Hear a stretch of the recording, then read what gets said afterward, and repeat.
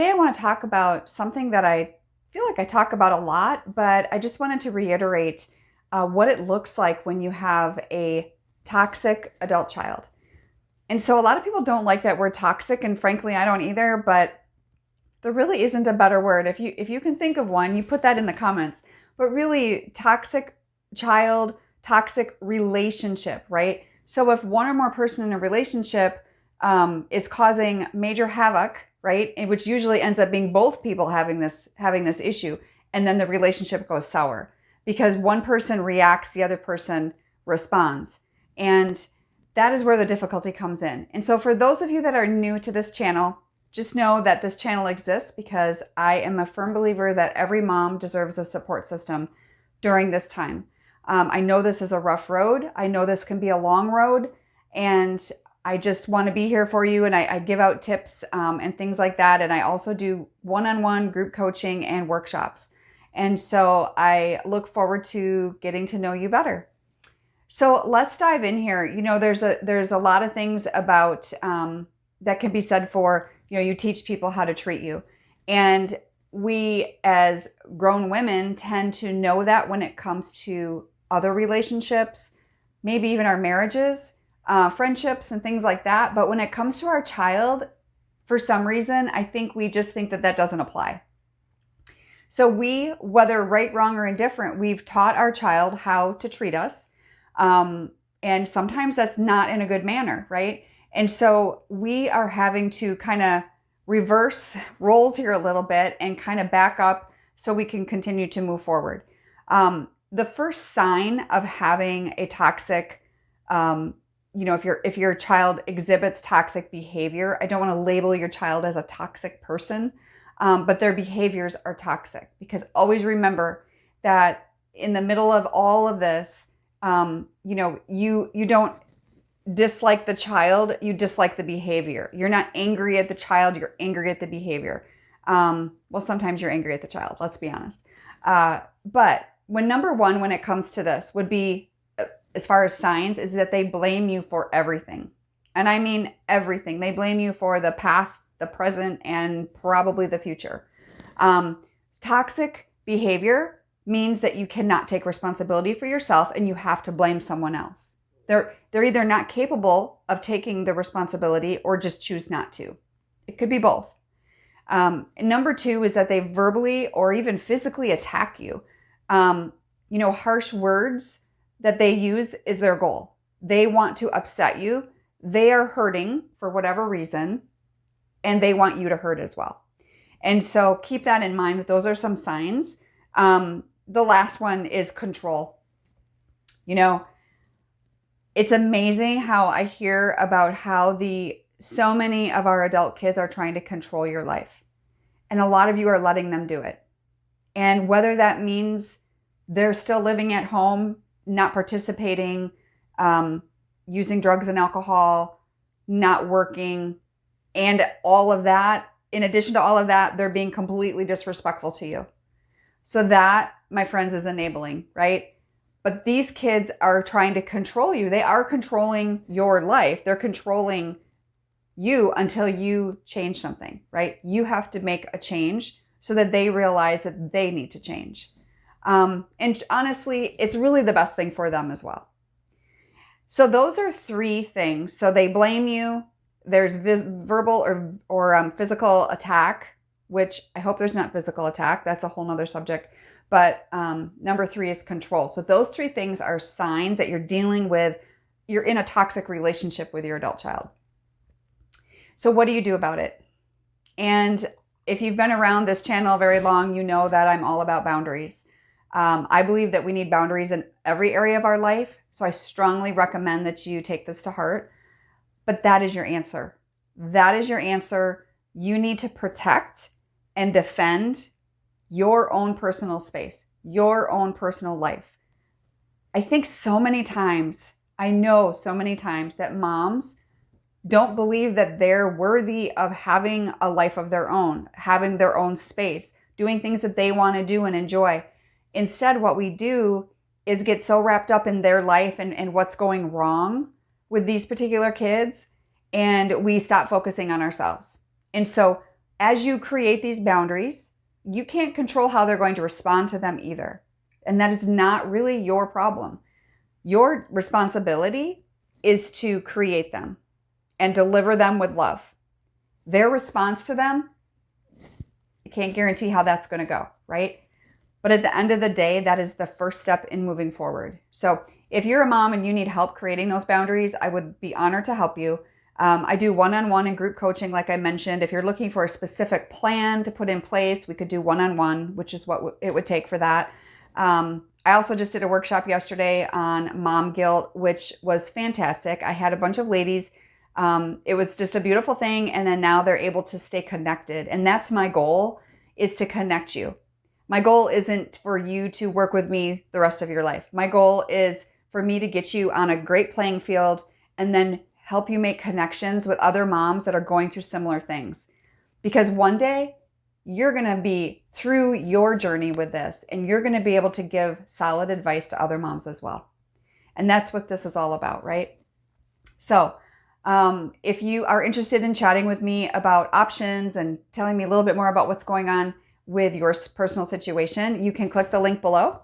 And I look forward to hearing from you soon. Thank you. Do you have toxic family members that make you dread getting together? Maybe you do a great job all year long at avoiding them, but the thought of getting together with them makes you want to twitch. Look, toxic people are all around us, and perhaps you encounter them in your workplace and you do some things to strategically avoid them, or maybe yours is in church and you just do whatever you can to kind of duck and take cover. We all have a form of dealing with toxic people, and a lot of times it involves avoidance. But what do you do when those toxic people are sitting at your dinner table and avoidance isn't an option? The emotional energy that you're going to spend before, during, and after this interaction will likely put a marathon runner to shame.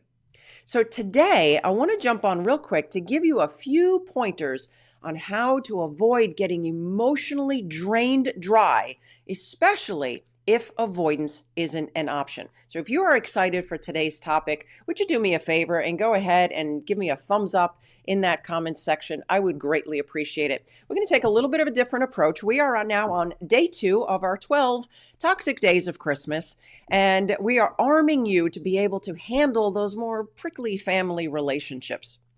Now, again, if you're watching in the future and this has no relevance to the holidays whatsoever, my friend, this is going to apply to you as well. This is going to apply to all toxic people interactions. So we're doing things a little bit different. Typically on our live streams, I will answer questions live at the end of our segment, but we're not doing that today. What we're going to do is we're actually pulling questions from yesterday's live, and we're going to address some of those today, time permitting. So please feel free to type in your questions in the chat or even in the comments section below. Go ahead and put some question marks before and after your questions so we can spot them easily. And be sure to stay tuned for the remaining 12 days of Christmas, because we will possibly be answering your question directly on one of our future live streams. Okay, so my friend, I want to be able to arm you with the tactics to not let these toxic family members really get to you.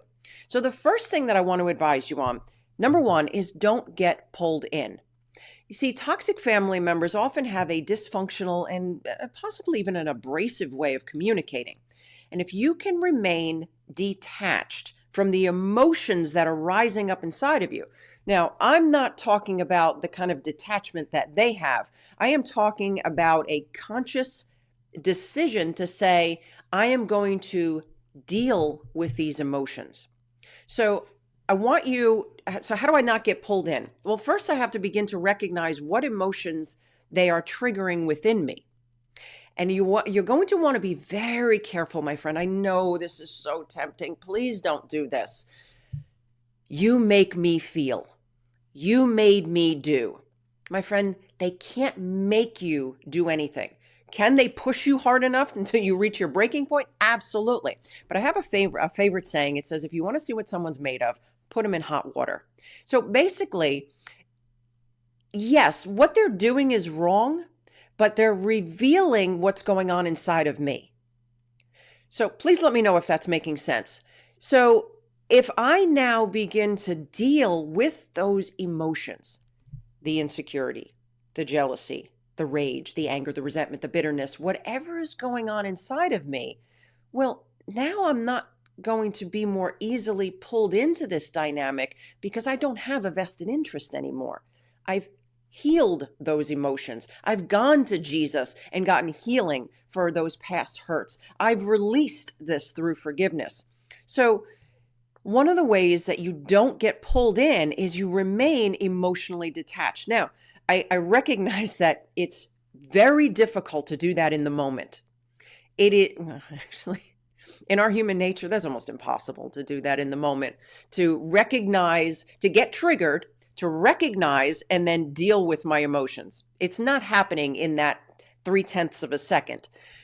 But you can kind of rewind past interactions. Believe me, these toxic people in your family or even wherever they are, they haven't been toxic suddenly. They've been toxic for a while. You know that. You've had these interactions, and which is also why you're probably getting triggered so easily, because anything that looks, smells, acts, feels like what they've done to you in the past, you're now going to have an outsized reaction to. Not saying that they're right, but we're responsible for our reaction.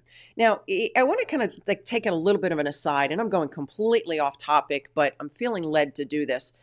This does not mean that during an interaction, if you have an outsized or inappropriate reaction to their toxic, narcissistic baiting and prodding and poking, that now suddenly you're the problem. Because that's what narcissistic people love to do.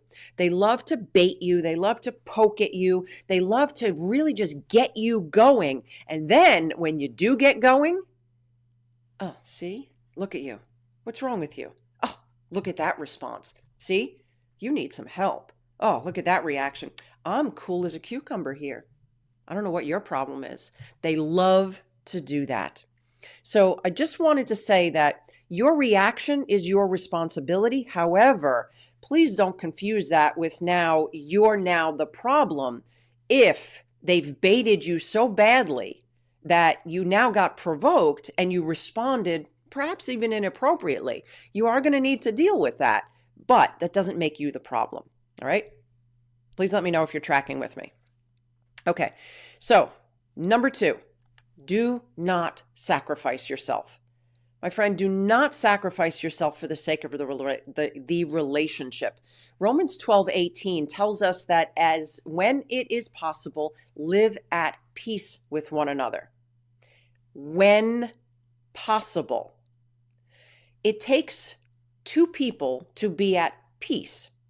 So if I advised to you to remain nice and caring and tender and gentle, maybe even give the person a hug that's about to rob you, what would you say to me? It's that, Chris, you're crazy. And I would totally understand, because we're not looking to make sacrifices of ourselves. Now, please don't misunderstand. This is not going against the biblical mandate to be a living sacrifice. However, we do not want to begin to sacrifice our own physical and mental health all for evil. And if somebody is being toxic and narcissistic and baiting and prodding and poking and abusive, my friend, they're a pawn for evil right now. I'm not saying that they're demons, but I am saying that they are a pawn for Satan. So do not sacrifice yourself for Satan. Number 3. Oh, I'm losing my numbers here. Okay, number 3. Don't feel like you have to explain yourself. My friends, if you are getting value out of our time together, if you're being blessed, would you please do me a favor and go ahead and hit that like button? Oh, and if you're not subscribed, go ahead and hit that red button and the bell to notify you. We've got tons of teachings coming up, especially within the next 12 days, to be able to arm you. And we put out several videos several times a week in order to be able to help you find biblical solutions to life's tough challenges. So I would greatly appreciate it.